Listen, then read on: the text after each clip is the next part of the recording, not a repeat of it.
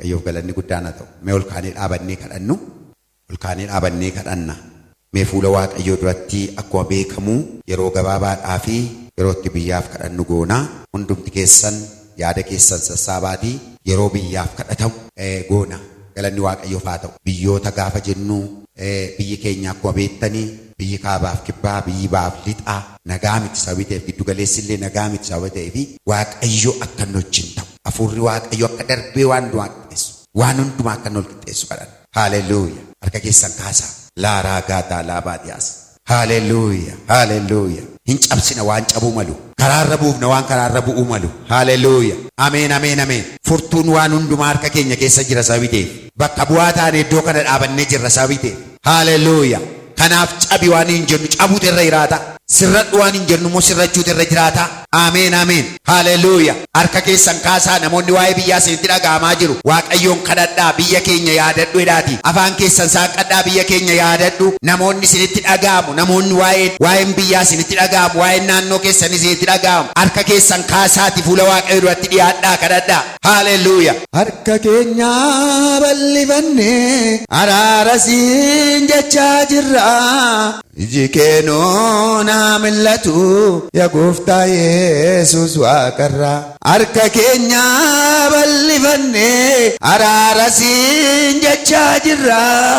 Iji keenoo naa mil'atu yaa gooftaa Yesuus waaqarraa. Barri keenya maaliif ta'ee barabaarsaa? Dhalli namaa utuma deemuu warcaa. Eekkamsa kee yoo nurraa kaafte maal ta'a?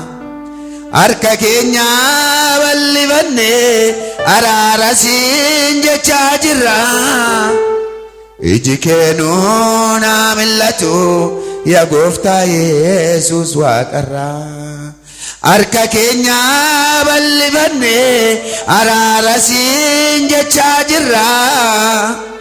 Iji keenoo naa mil'atu yaa gooftaa. Harka keessan gara waaqaatti kaasaa araara waaqayyoo waamaa. Haaleluyyaa, haaleluyyaa, haaleluyyaa. Maalaaraa gaabaa yaadiyaas.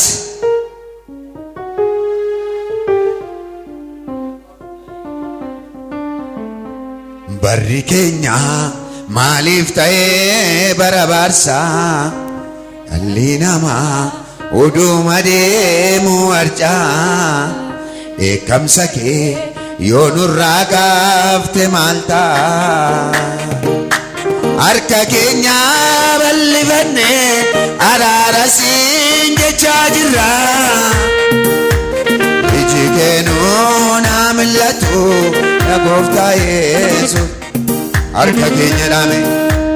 Harka keenya bal'ifannee araara siin jechaa jirra. Iji keenoo naa mil'atu yaa gooftaa Yesuus waaqarraa. Barri keenya maaliif ta'ee barabaarsa?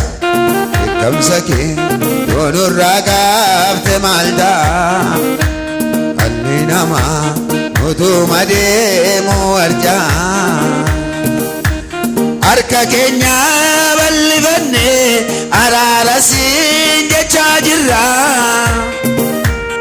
Iji keenoo naa mil'atu yaa gooftaa Yesuus waaqarraa. Harka keenya bal'ifannee araara siin jechaa jirra. Iji keenoo naa mil'atu yaa gooftaa. Harka keenya bal'ifannee araara siin jechaa jirra. Iji keenoo naa mil'atu yaa gooftaa. Yaa Waaqayyo galanni siif haa ta'u. Maqaan kee waaqaaf lafarratti eebbifamu. Gooftaa keenyaaf abbaa keenyaas kadhannaa. Sa'aatii kana yaa Waaqayyo gooftaati Waaqayyoodhaa. Gara biyya keenyaa akka ilaaltu maqaa Yesuusiin adaraa innis kadhanna. Mee maqaa Yesuusiin dhahaa. Yaa Waaqayyo nutti araarameedha. Yaa Waaqayyo nutti araarameedha. Araarri kee nu haa qaqqabatu jedha. Araarri kee biyya keenya haa qaqqabatu jedha. Araarri kee nu wajjin haa ta'u jedha. Yaa Waaqayyo nutti araarameedha. Biyya keenyatti araarameedha. maatii keenyatti araarameedha. Jireenya keenya guutummaatti araarameedha. Haleluuyaa. Galanni ulfinni guddaan siif haa ta'u. Mee ililleef cibcabaadhaan harka keessan walitti buusaa.